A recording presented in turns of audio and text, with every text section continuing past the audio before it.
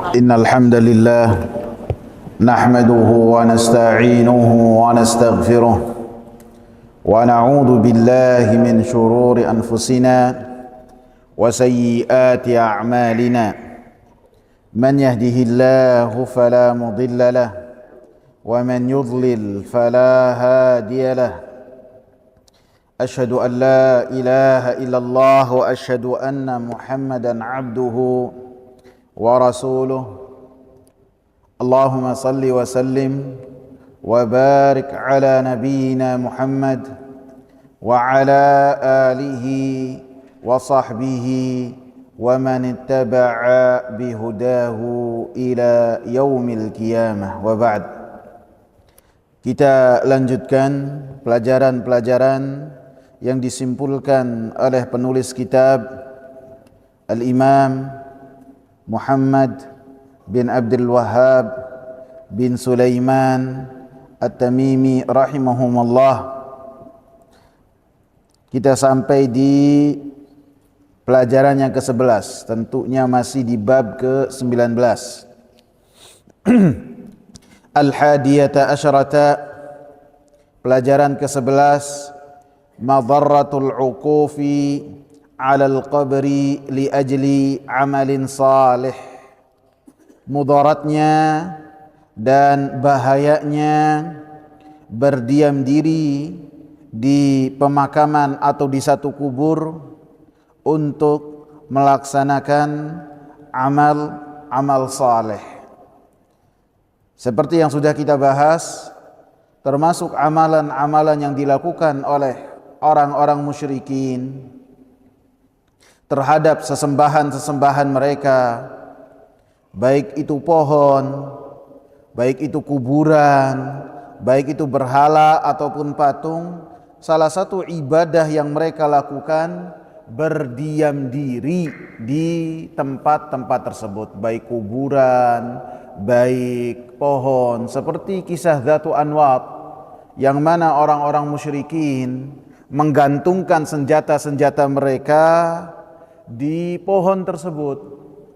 Kemudian ya'kufuna indaha, dan orang-orang musyrikin ketika mereka mengkultuskan pohon tersebut,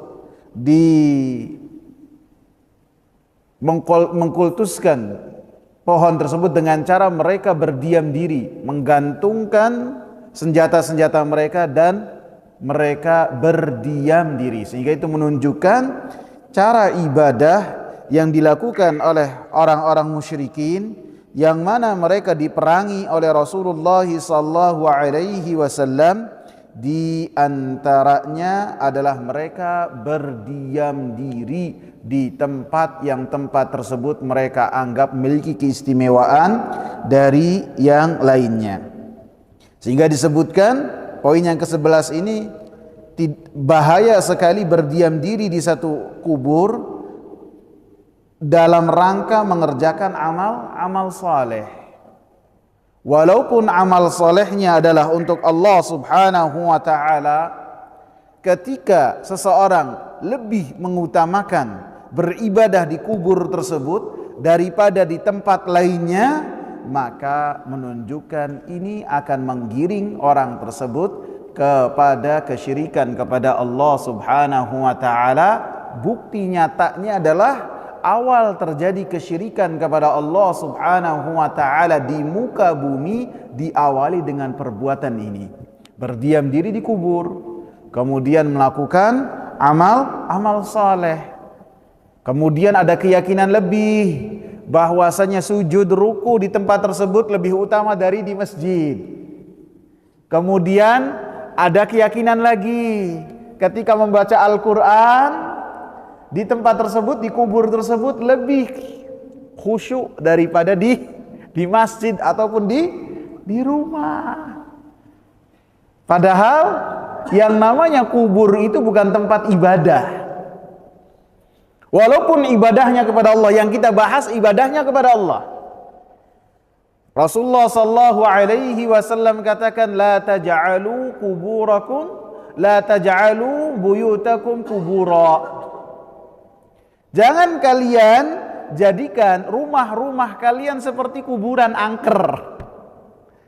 Rumah seperti kuburan, yang rumah itu tidak disolati, tidak dibacakan Al-Quran, tidak ada amal soleh.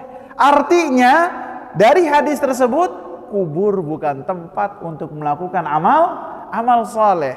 Amal soleh yang bisa dilakukan ketika seorang datang ke pemakaman, selain menghadiri pemakaman ketika saudaranya seiman meninggal dunia, dikubur, yang kedua ziaratul kubur. Udah, dengan ketentuan ziaratul kubur ini tidak melakukan perjalanan safar, maka itu adalah amal soleh. Dengannya seorang mengingat akhirat. Adapun sholat, adapun mengaji, membaca Al-Quran, bermunajat kepada Allah, berdoa, walaupun berdoanya kepada Allah Subhanahu wa ta'ala, maka ini sangat berbahaya sekali, akan menghantarkan orang yang beribadah di area pemakaman ataupun kubur tersebut untuk beribadah kepada orang yang ada di dalam kubur. Sehingga pada bab yang ke-20 penulis mengatakan maja'a fit taghlidh fi man abadallah inda qabri rajulin salih. Bab yang tercantum dari hadis-hadis Nabi, larangan keras bagi orang-orang yang beribadah kepada Allah di sisi kubur orang soleh. Ibadahnya kepada Allah, akan tetapi dia lebih mengutamakan ibadahnya itu di kubur orang soleh. Ngajinya ikhlas, sedekahnya ikhlas, akan tetapi ketika ia lakukan di sisi kubur orang soleh dengan keyakinan lebih dari tempat yang lainnya, siapapun orang soleh tersebut, maka ada larangan yang sangat keras. Fa kaifa idza abadah, kata penulis, kalau larangan keras beramal soleh kepada Allah saja larangannya sangat keras, tegurannya sangat keras dari Nabi SAW, lebih-lebih apabila beribadah kepada empuknya kubur, orang yang ada di dalam kubur, maka lebih keras lagi dari Nabi SAW. Pelajaran ke-12, ma'rifatun nahyi anit tamathili wal hikmati fi izalatiha. Mengetahui larangan dari patung-patung ataupun gambar-gambar yang patung tersebut adalah patung orang-orang saleh, ataupun foto-foto ataupun gambar-gambar dari orang-orang saleh, maka itu dilarang. Yang berkaitan dengan orang-orang saleh dilarang secara khusus. Adapun patung secara umum yang berkaitan dengan makhluk, maka itu dilarang, dan termasuk pelakunya adalah pelaku dosa besar. Banyak hadis yang menyebutkan tentang hal tersebut. Ini secara umum apa saja. Kadang saya lewat di suatu tempat ada patung orang lagi ngapain, bahkan terkadang patung yang dianggap sebagai hasil karya seni ini menunjukkan pornografi, ya, tidak senonoh, kemudian dengan rupa wanita ataupun rupa laki-laki, ataupun rupa-rupa yang rupanya itu menyeramkan, tokoh-tokoh fiktif, kadang-kadang menyeramkan, ya, kadang-kadang ada demikian. Saya kadang-kadang lewat, patungnya besar, walaupun tidak ada keyakinan tertentu, maka itu adalah termasuk dari dosa besar. Rasulullah SAW katakan dalam satu hadis, ketika Rasulullah SAW melihat tirainya itu berisi dengan gambar-gambar makhluk bernyawa, maka Nabi SAW tidak mau masuk ke rumah tersebut. Kemudian Rasulullah SAW mengatakan, inna ashaba hadhihi suwar yaumal qiyamati yu'adzabun. Sesungguhnya orang-orang yang menggambar, orang-orang yang memahat dan bikin patung, maka pada hari kiamat akan diazab. Ini menunjukkan bahwasanya perbuatan tersebut adalah dosa besar. Dosa besar definisinya adalah ketika satu perbuatan dosa kemudian diiringkan ancaman khusus. Ancaman di akhirat, di alam barzah, ataupun hukuman langsung di dunia ada. Baik itu dari had, dari hukum-hukum seperti potong tangan bagi mencuri misalnya, ataupun Nabi SAW mengiringkan perbuatannya dengan laknat, maka itu adalah dosa besar. Maka dalam hadis ini disebutkan orang-orang yang menggambar, orang-orang yang mereka membikin patung, maka pada hari kiamat akan diazab, disiksa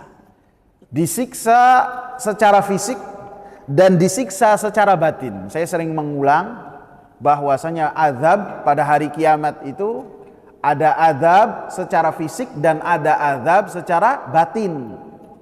Begitu juga kenikmatan di akhirat, ada di surga ada kenikmatan secara fisik, ada kenikmatan secara batin, sempurna. Maka azab secara batinnya Allah katakan, fayuqalu lahum, dikatakan kepada mereka, Rasul mengatakan bahwasanya dikatakan kepada orang-orang yang membikin gambar-gambar dan patung-patung tersebut, ahyu ma khalaqtum, kalian hidupkan apa yang telah kalian ciptakan. Kalian hidupkan. Kalian telah melakukan sesuatu yang dengannya kalian menyerupai apa yang telah dilakukan oleh Allah, yaitu penciptaan.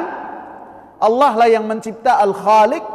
Kalian berani menandingi hal tersebut, ingin menyerupai, maka sekarang kalian hidupkan apa yang telah kalian ciptakan. Jadi ini adalah siksa batin buat pelaku-pelaku demikian.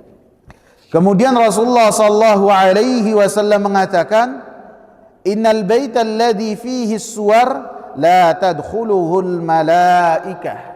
Sesungguhnya rumah yang di dalamnya ada foto-foto, baik itu foto orang-orang yang dia cintai ataupun foto apapun juga, ataupun bisa jadi ada patung-patung, ataupun bisa jadi ada binatang yang sudah diapain tuh. Ada binatang-binatang yang diawetkan, bisa jadi harimau, bisa jadi kucing, nggak tahu kucing model apa yang diawetkannya. Terkadang orang seleranya itu aneh-aneh dan tidak mau mengetahui hukum, tidak mau. Padahal majelis taklim banyak, kajian-kajian bersebaran di banyak masjid.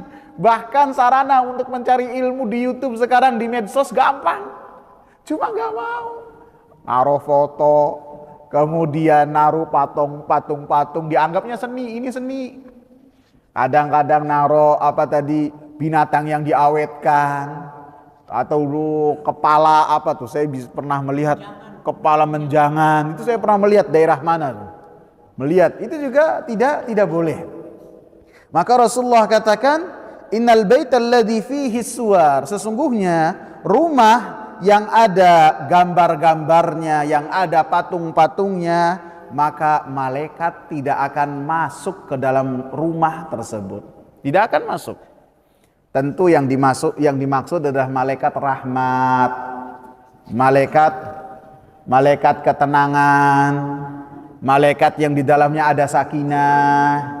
Maka malaikat-malaikat tersebut tidak akan masuk ke dalam rumah yang di dalamnya ada patung, ada foto-foto, ataupun dalam hadis yang lain ada anjing, tidak akan masuk. Bukan berarti kalau ada orang yang lagi sekarat, kemudian supaya malaikat pencabut nyawanya tidak masuk, ditaruh foto sebanyak-banyaknya, ditaruh gambar sebanyak-banyaknya, enggak mempan. Karena apa? Sudah ditentukan oleh Allah Subhanahu wa taala, enggak mempan. Yang dimaksud dalam hadis ini adalah malaikat-malaikat yang ada rahmatnya, yang membawa ketenangan ke dalam orang-orang yang ada di dalam rumah tersebut, sehingga tidak akan masuk malaikat. Sehingga ini adalah berlaku bagi orang-orang yang menaruh gambar patung tanpa ada unsur kesyirikan di dalamnya. Lebih-lebih diiringi dengan keyakinan-keyakinan yang batil. Seperti apa keyakinan-keyakinan yang batil dalam hal ini?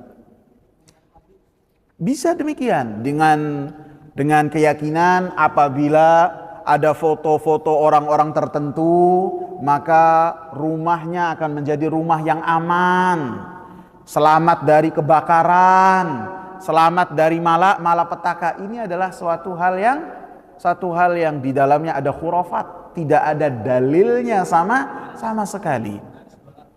Tidak ada dalilnya. Para sahabat mereka sangat cinta kepada Rasulullah, dan cintanya mereka mampu mengalahkan apapun juga, lebih terhadap cinta kepada anak mereka. Antum tahu Abdullah bin Ubay bin Salul? Abdullah bin Ubay bin Salul ini gembongnya orang munafik di kota Madinah. Dia masuk Islam pada tahun 2 Hijriyah. Jadi setelah tahu Muhammad dan kawan-kawannya ini punya kekuatan mampu mengalahkan musyrikin, setelah perang Badar dia masuk Islam. Padahal Abdullah bin Ubay bin Salul ini orang yang tadinya dipersiapkan untuk menjadi pemersatu antara Aus dan Khazraj.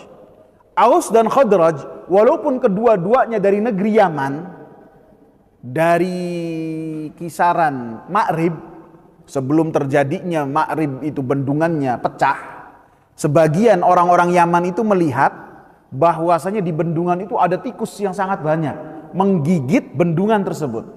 Lebih-lebih pada saat itu kemaksiatan merajalela, sehingga sebagian besar dari warga Ma'rib itu mereka keluar dari Yaman, termasuk ada yang ke Syam, ada yang ke Yathrib, ke Madinah. Maka Aus dan Khazraj itu orang sendiri, semuanya saudara. Akan tapi diadu sama orang-orang Yahudi, diadu domba.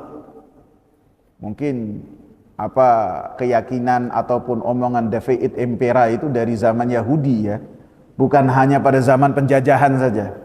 Ya, Deveit Impera, jadi diadu, kemudian penjajahnya akan berkuasa. Maka pada saat itu orang-orang Aus dan Khazraj membutuhkan pemersatu di antara mereka. Ada Abdullah bin Sabah bin Salul. Dia sudah disiapkan mahkota menjadi raja, pemersatu antara Aus dan Khazraj. Kemudian Rasulullah datang, maka Aus dan Khazraj diikat dengan ikatan yang lebih kuat daripada mahkota. Apa itu? Ikatan iman, ikatan Islam. Sehingga yang tadinya saling memerangi, mereka saling mencintai. Ruhama, Allah katakan mereka saling menyayangi. Maka Abdullah bin Salul ini dengki kepada Nabi, sehingga melakukan berbagai kerusakan. Di antaranya menuduh Aisyah berzina. Itu sangat menggegerkan sekali di kota Madinah. Kemudian yang kedua, dia memiliki perkataan, saya lupa dalam peperangan apa, Banil Mustalik kalau nggak salah. Ketika ada orang-orang muhajirin dan ada orang-orang ansor yang ada gesekan sedikit, namanya orang melakukan perjalanan capek, yang biasanya tidak mudah tersinggung, biasa perjalanan ya. Maka ada gesekan antara orang-orang Aus dan Khazraj. Sehingga orang-orang Ausnya mengatakan, orang-orang Ansornya mengatakan, gesekannya bukan Khazraj dan Aus, bukan, akan tapi orang-orang Ansor dengan orang-orang muhajirin, maaf. Ada gesekan. Orang-orang Ansor dan Muhajirin. Maka orang Ansornya mengatakan, ya lal Ansor, wahai orang-orang Ansor, berkumpullah. Maka orang Muhajirinnya tidak mau kalah, ya lal Muhajirin, orang-orang Muhajirin, ayo berkumpul. Kumpul. Kemudian sama Nabi SAW diusir semua. Ini semua adalah asabiyah, fanatisme golongan yang tidak boleh dalam Islam. Kemudian orang Abdullah bin Salul ini ada dalam perjalanan tersebut.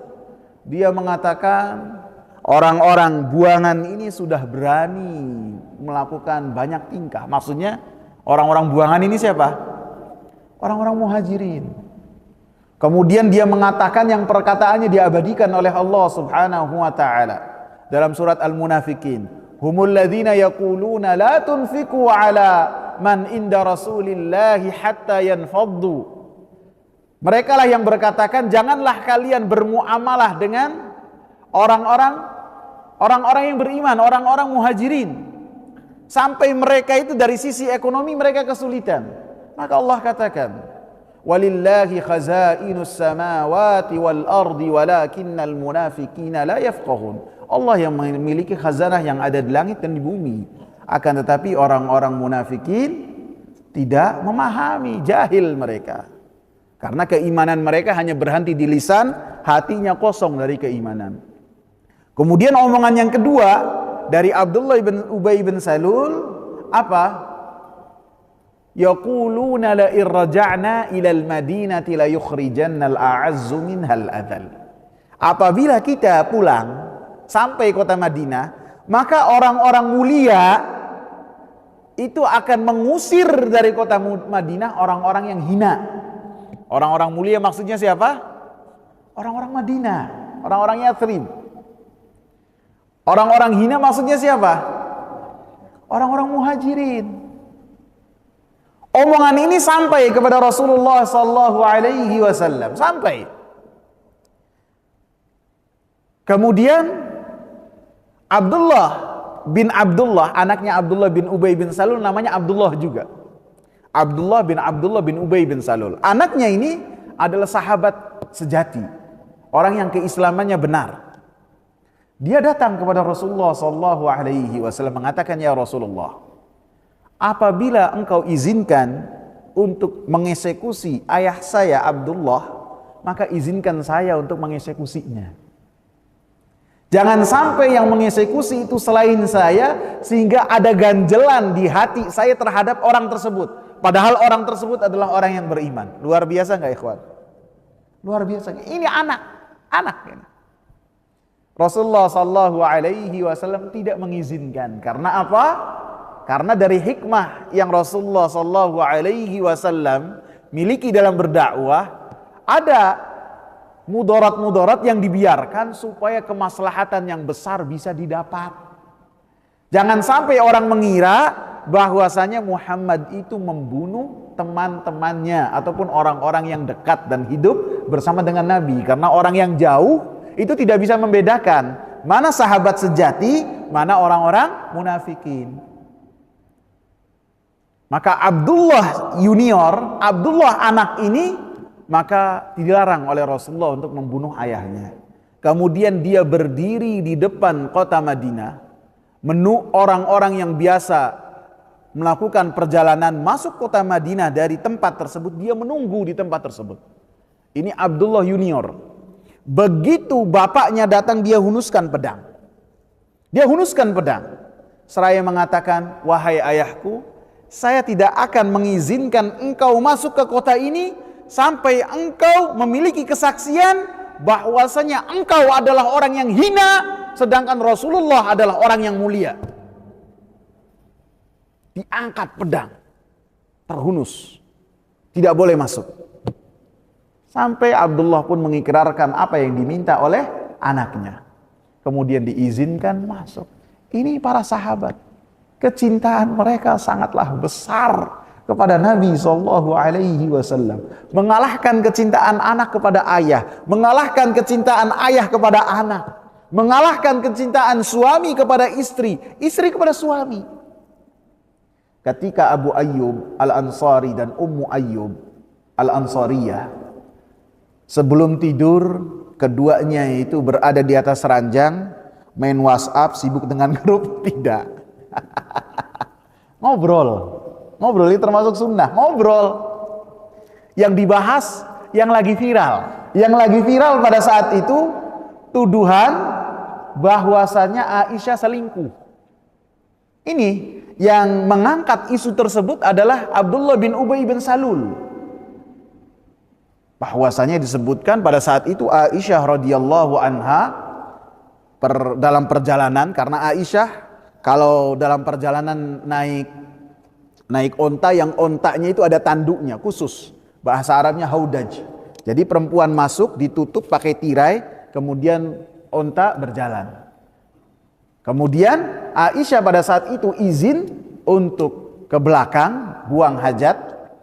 Kemudian orang-orang yang nanduk itu, yang membawa onta, tidak tahu Aisyah sudah di dalam ataukah belum. Kemudian Aisyah pulang dari buang hajatnya, masuk lagi melihat, pulang lagi mendapati pasukan sudah lewat. Pasukan sudah lewat. Kemudian Aisyah nunggu karena yakin apabila Nabi sampai tempat kemudian tidak mendapati keluar dari tandu tersebut, dari haudaj tersebut, maka Nabi akan balik lagi. Tidak balik-balik. Sampai ada sahabat yang lewat, ada sahabat yang namanya Sofwan ibn Mu'attil. Sofwan ibn Mu'attil ini sahabat yang kalau sudah tidur hilang. Apapun yang terjadi, goncangan apapun tidak asyik tidur. Tidurnya hebat. Kalau sudah tidur udah. Ini menunjukkan para sahabat ini manusia biasa. Ada yang suka gurau, termasuk Abu Hurairah, sahabat yang suka gurau.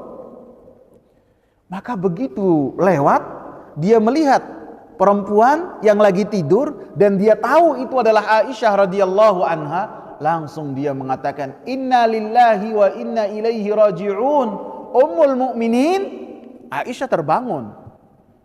Kemudian dipersilahkan naik oleh Sofwan ke atas ontaknya, sedangkan Sofwan di depannya menuntun dari Aisyah radhiyallahu anha sampai kepada rombongannya Nabi sallallahu alaihi wasallam. Pada saat itu isu langsung berkembang pesat, lebih-lebih dikompori oleh orang-orang munafik. Orang-orang munafik dalam setiap majelisnya dia datang ke orang-orang yang lagi kumpul, gimana nih ada perempuan sama laki jalan bareng. Langsung sudah rame.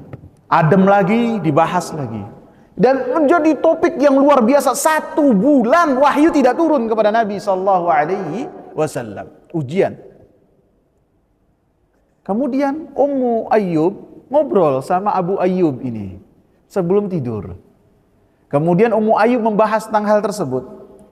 Kata Abu Ayyub, nih, kalau kamu mendapati seperti apa yang terjadi sama Aisyah, apa yang kamu lakukan? Saya akan menjaga kehormatan saya. Saya akan ikut terhadap orang tersebut, tapi saya akan menjaga kehormatan saya. Kata Abu Ayyub, Aisyah lebih baik dari ente berlipat-lipat. Apabila kamu saja memiliki pandangan demikian, keyakinan demikian, Aisyah radhiyallahu anha, orang yang dipilih untuk menjadi pendamping Rasulullah sallallahu alaihi wasallam, pasti lebih dari itu. Allahu akbar. Lebih dari itu kecintaan para sahabat kepada Nabi sallallahu alaihi wasallam. Akan tetapi apa? Tidak pernah para sahabat menggambar fotonya Nabi, atau maaf gambarnya Nabi, rupanya Nabi, kemudian ditaruh di kamar mereka, di ruang tamu. Tidak. Padahal mereka adalah ahli-ahli gambar, bisa. Tidak memahat wajahnya Nabi ditaruh di rumah, tidak.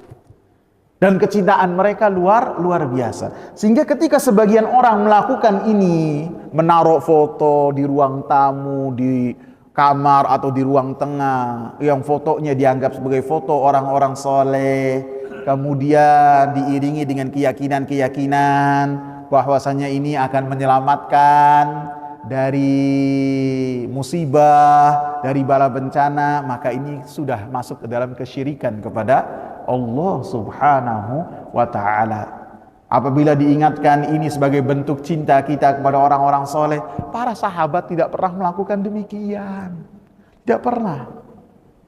Sehingga itu semua akan menjadi pelakunya terjerumus ke dalam kesyirikan kepada Allah subhanahu wa ta'ala. Jadi di poin yang ke-12 ini, apabila yang berkaitan dengan foto-foto ataupun gambar-gambar yang ada di rumah ataupun yang dibikin oleh seseorang, baik taruh di rumah ataupun pelataran ataupun di pinggir jalan, maka itu adalah dosa besar, ancamannya besar dari Allah subhanahu wa ta'ala, seperti yang disebutkan oleh Rasulullah sallallahu alaihi wasallam, lebih-lebih yang diiringi dengan keyakinan-keyakinan khurafat, maka menjadi kesyirikan kepada Allah subhanahu wa ta'ala. Bisa masuk kategori syirik kecil, bisa menjadi syirik besar, bisa. Syirik kecil apabila meyakini bahwasanya foto-foto itu, gambar-gambar tersebut hanya sebab saja yang Allah Subhanahu wa taala jadikan sebagai tolak bala dan mara bahaya, maka itu kesyirikan kecil.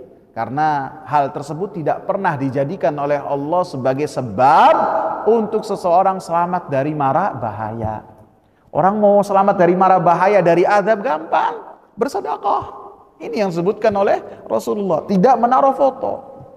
Apabila keyakinannya bahwasanya foto itu, gambar-gambar orang soleh itu ataupun patung-patung tersebut, dia mampu dengan sendirinya untuk menyelamatkan seseorang dari mara bahaya, maka itu adalah dosa besar yang akan mengeluarkan pelakunya dari agama yang mulia ini.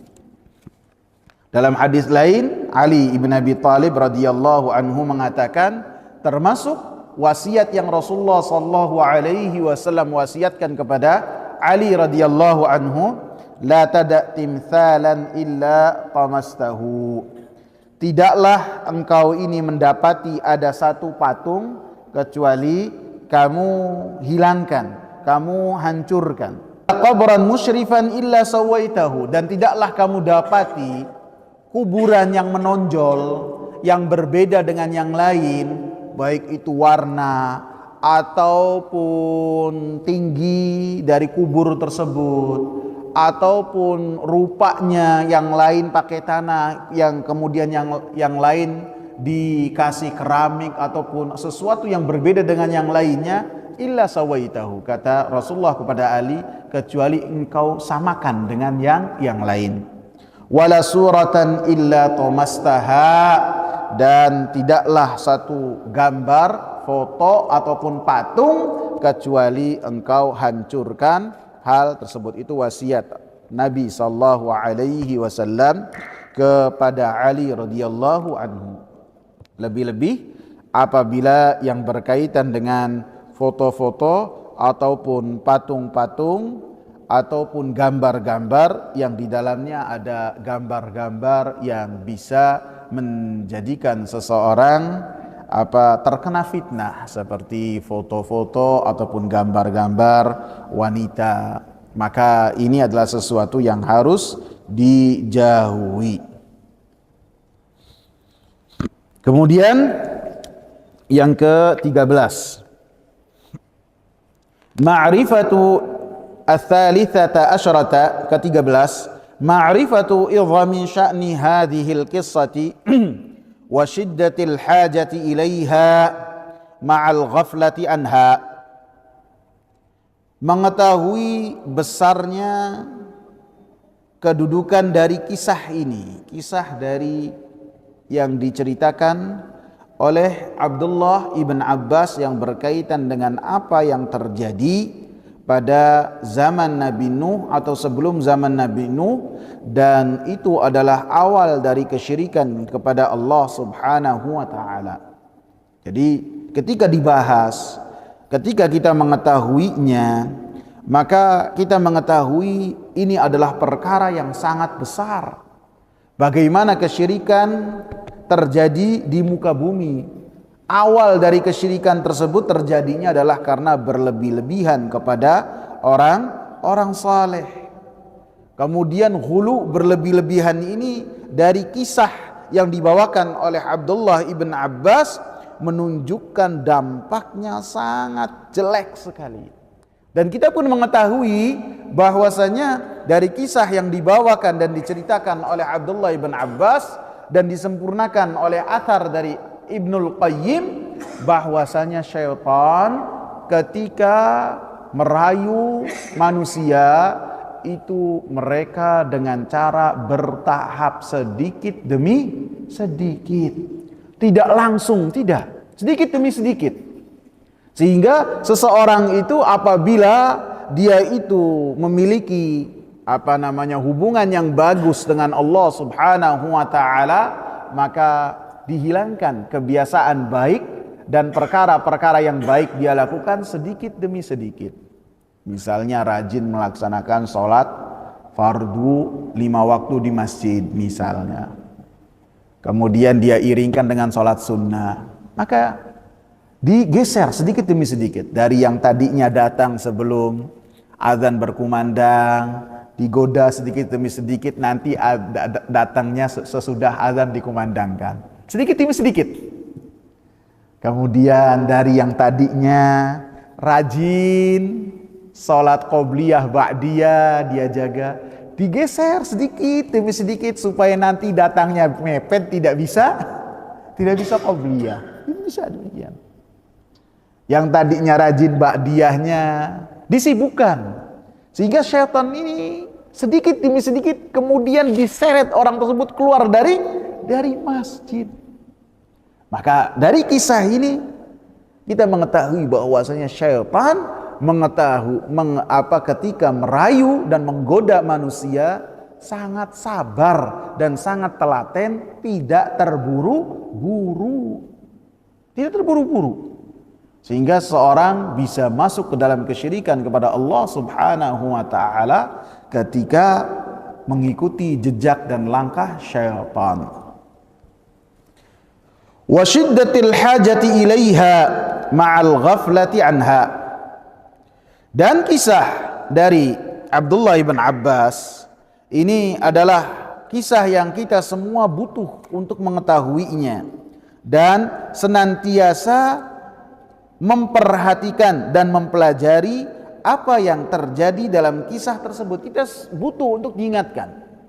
Sekali dua kali membahas tidak cukup, terus menerus seperti yang saya lakukan. Bisa jadi dalam 2 bulan terakhir, 3 bulan terakhir, saya tidak bergeser dari bab ke-19, betul enggak? Terus diingatkan, terus dibahas, terus. Karena manfaatnya ini adalah perkara yang besar, harus senantiasa diingatkan terus. Ma'al ghaflati anha, dan sebagian manusia lalai dari pembahasan ini. Ketika dibahas tentang tauhid enggak seru, enggak rame. Dia tidak mau. Padahal modal kita untuk bertemu dengan Allah Subhanahu wa taala adalah tauhid yang benar. Harus kita itu membahas tentang pembahasan tauhid. Harus kita diingatkan bahwasanya kita ini penting untuk menjaga tauhid kita. Sebagian tidak mau bahas tauhid. Sebagian yang lain maunya bahas yang seru-seru saja. Ada yang demikian. Sebagian tidak mau bahas fikih karena takut, sering dibahas tentang haram, halal, takut. Padahal ketika kita mau selamat di dunia ini, ya harus tahu mana halal, mana haram. Antum kalau misalnya perkataan Umar bin Khattab diterapkan di pasar-pasar kita sepi. La yabi fi suqina illa faqih. Tidak boleh orang yang berjualan kecuali orang-orang yang paham agama. Ini perkataannya Umar radhiyallahu anhu. Maka sepi, pasti. Jadi dengan halal dan haram, dengannya kita hidup. Kita tidak hanya mencari harta yang banyak, akan tapi berupaya untuk mendapatkan keberkahan. Karena harta ini kita mau usahakan dengan cara yang haram, dapatnya sama. Paham nggak? Kita usahakan dengan cara yang halal, dapatnya sama. Karena kita dapat berapa ini telah ditentukan oleh Allah Subhanahu wa taala. Kita lagi tawar-menawar, kemudian kita iringi dengan sumpah palsu, jadinya tidak berkah, haram. Kita katakan modalnya nggak dapat segitu, padahal sudah untung. Ini dosa. Padahal orang itu beli ataupun tidak sudah ditentukan oleh Allah Subhanahu wa taala tanpa dia menggadaikan larangan-larangan Allah Subhanahu wa taala. Kadarnya telah ditentukan oleh Allah 50.000 tahun sebelum diciptakannya langit dan bumi. Akan tapi ketamakan manusia dan tidak mengetahui hukum-hukum Allah menjadikan seseorang itu dia tidak mengetahui hal tersebut. Kemudian pelajaran yang ke-14, ar-rabi'ata asyrata, pelajaran yang ke-14. Wa hiya a'jabul ajab, Dan ini adalah perkara yang sangat mengherankan dan patut diingkari. Qira'atuhum iyyaha fi kutubit tafsiri wal hadith. Bagaimana pelaku-pelaku orang-orang yang hulu kepada orang-orang saleh ini, mereka membaca perkataannya Abdullah ibn Abbas dalam kitab-kitab yang mereka pelajari, baik yang tercantum dalam kitab tafsir ataupun kitab-kitab hadis. Mereka baca, mereka mengetahuinya. Wa ma'rifatuhum bima'nal kalam, dan mereka pun mengetahui dengan arti dari apa yang telah disampaikan oleh Abdullah ibn Abbas, sehingga dikatakan oleh penulis a'jabul ajab, ini adalah perkara yang sangat patut diingkari. Apabila dikatakan mereka tidak baca kitab, baca kitab, bahkan baca kitab dengan kitab-kitab yang sangat luar biasa. Dan athar dari Abdullah ibn Abbas ini pasti ada dan dijelaskan oleh para ulama. Kok mereka melewati apa yang dikatakan oleh Abdullah ibn Abbas, dan mereka pun memahami perkataan Abdullah ibn Abbas, wa kaunullahi hala bainahum wa baina qulubihim, dan Allah Subhanahu wa taala menghalangi antara mereka dengan hati-hati mereka. Hatta taqadu, sampai mereka meyakini anna fi'la qaumi Nuhin huwa afdalul ibadat, bahwasanya perbuatannya kaumnya Nuh ini adalah ibadah yang paling afdal. Artinya mereka mengetahui bahwasanya awal dari kesyirikan diawali dengan hal-hal tersebut, berperbuatan dengan perbuatan yang berlebih-lebihan, dan mereka memahami apa yang dikatakan oleh Abdullah ibn Abbas. Akan tetapi mereka meyakini bahwasanya perbuatan dari kaumnya Nabi Nuh yang kemudian mereka ikuti, mereka yakini bahwasanya hal tersebut adalah ibadah yang paling afdal. Padahal ini adalah kemungkaran yang sangat besar. Dan ini adalah perkara yang dengannya terjadi kesyirikan pertama kali di muka bumi. Sehingga ini adalah mara bahaya yang luar biasa, kata Al-Imam Muhammad bin Shalih Al-Utsaimin, ketika seseorang meyakini perbuatan jelek, perbuatan buruk adalah perbuatan yang baik. Seperti yang sudah kita bahas, ini termasuk dari hitam legamnya hati seseorang. Sehingga yang baik dikatakan yang buruk, yang mungkar dia yakini sebagai tauhid yang dengannya dia perjuangkan dan dia bela mati-matian. Dan yang kedua, ini bentuk dari suatu yang jelek dihiaskan untuk seseorang sehingga dia meyakini bahwasanya hal tersebut adalah hal yang baik.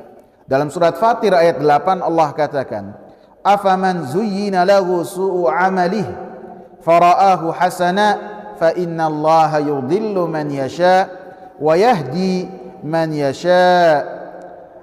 Ataukah seperti orang-orang yang dihiaskan bagi mereka perbuatan-perbuatan yang jelek, itu dia melihatnya sebagai perbuatan-perbuatan yang baik, dia meyakini sebagai amal saleh.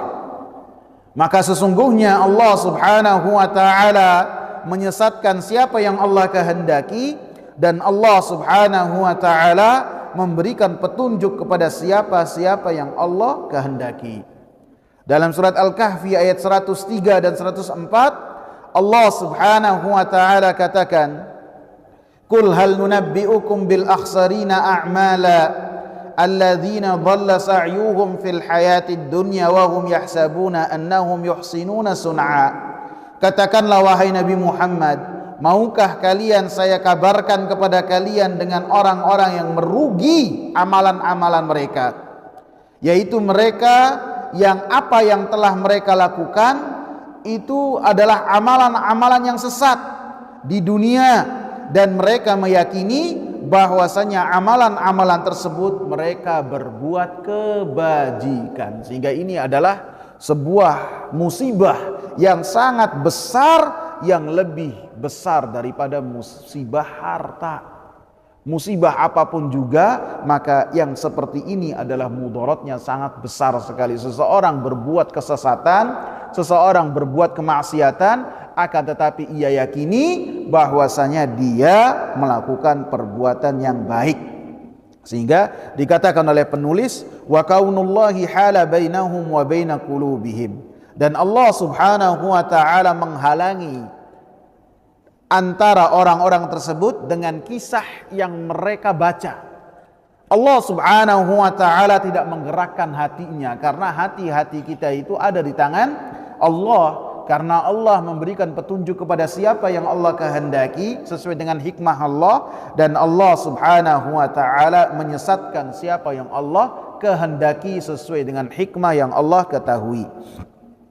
Sampai mereka meyakini wa'taqadu anna ma nahallahu wa rasuluhu anhu fahuwal kufru al-mubihu lid-dami wal mali. Kemudian mereka meyakini bahwasanya apa yang dilarang oleh Allah Subhanahu wa taala dan dilarang oleh Rasulullah sallallahu alaihi wasallam sebagai sebuah amal saleh, padahal perbuatan tersebut adalah perbuatan yang kekufurannya bisa menghalalkan darah dan bisa menghalalkan harta seseorang, artinya mengeluarkan pelakunya dari agama yang mulia ini. Ini adalah hal yang telah diceritakan oleh Abdullah ibn Abbas, dan ini adalah perkara yang sangat besar, tercantum dalam kitab-kitab tafsir. Mereka membacanya, kemudian mereka meyakini bahwasanya dengan cara seperti itu mereka mendekatkan diri kepada Allah Subhanahu wa taala. Sehingga orang-orang yang berbuat hulu demikian dan mereka pun masih tetap melakukan setelah mereka mengetahuinya, maka mereka telah meyakini perkara yang besar ini sebagai hal yang dengannya mereka beribadah kepada Allah, padahal ini bisa mengeluarkan mereka semua dari agama yang mulia ini. Al-khamisata asyrata, pelajaran yang ke-15. At-tasrihu bi annahum lam yuridu illa syafa'ata. Penjelasan, keterangan bahwasanya mereka tidaklah menginginkan dari apa yang telah mereka lakukan kecuali syafaat. Dan yang saya ingat dari dalil-dalil yang kita bahas, tidak membahas bahwasanya apa yang mereka lakukan adalah menginginkan syafaat. Akan tetapi bisa jadi apa yang disebutkan oleh penulis ini secara tersirat atau diambil dari hadits-hadits yang lain, dalil-dalil yang lain yang tidak tercantum dalam kitab ini atau dalam kitab yang beliau bawakan dalam bab ke-19 ini, yang menunjukkan bahwasanya tidaklah seseorang berbuat kesyirikan kepada Allah Subhanahu wa taala dengan beribadah kepada selain Allah kecuali mereka mengharapkan syafaat dari orang-orang yang mereka agungkan dan mereka sembah. Jadi ini tersirat dan tidak secara khusus dibahas oleh penulis. As-sadisata asyrata, pelajaran ke-16. Dhannuhum annal ulama alladhina sawwaru suwara aradu dzalik. Mereka mengira bahwasanya orang-orang yang menggambar, membikin patung, ketika melakukan itu semua dalam rangka menginginkan seperti itu, yakni poin yang beliau munculkan dalam poin yang ke-15, yakni menginginkan supaya mereka mendapatkan syafaat.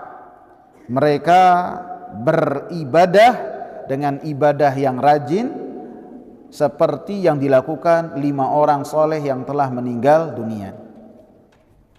As-sabi'ata asyrata, pelajaran ke-17.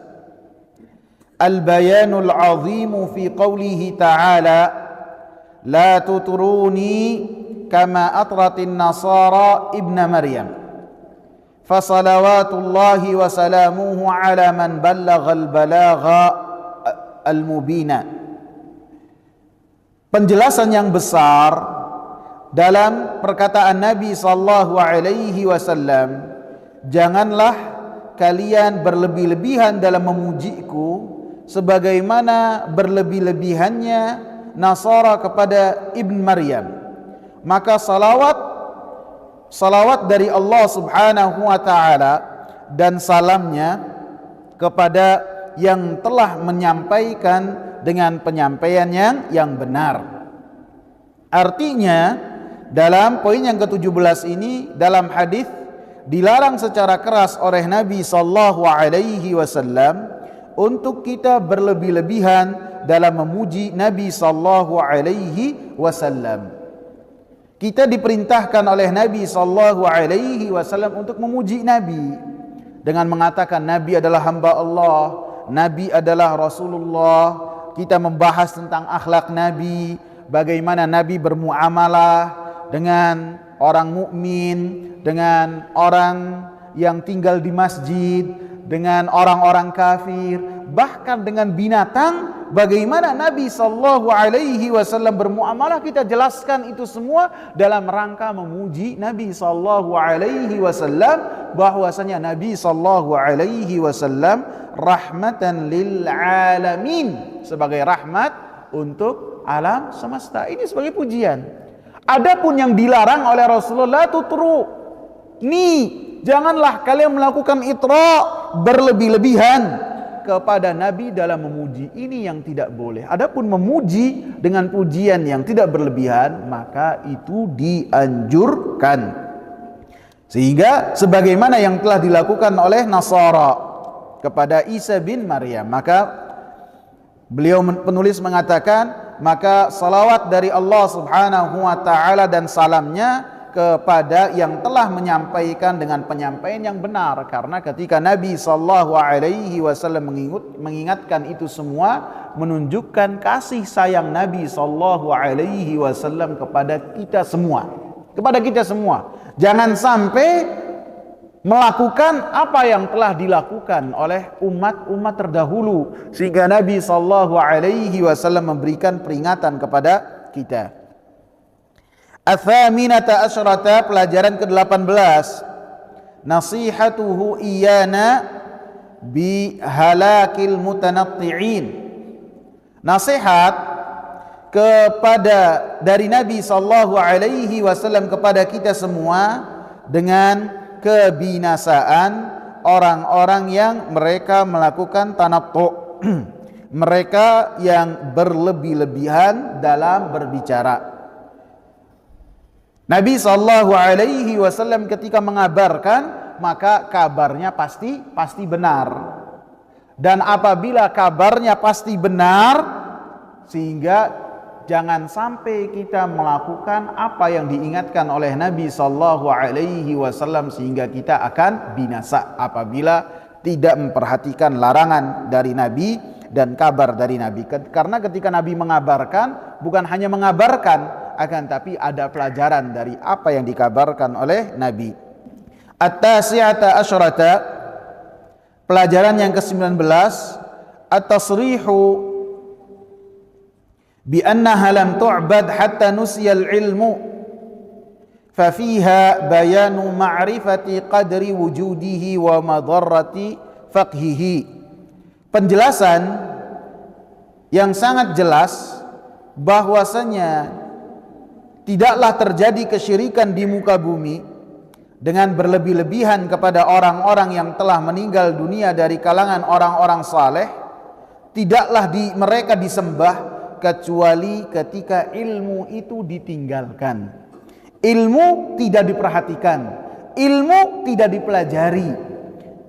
Fafiha bayanu ma'rifati qadri wujudihi, sehingga dari kisah ini ada penjelasan dengan kita mengetahui kadar keutamaan dari adanya ilmu, dan bahayanya sekali ketika ilmu tersebut tidak ada.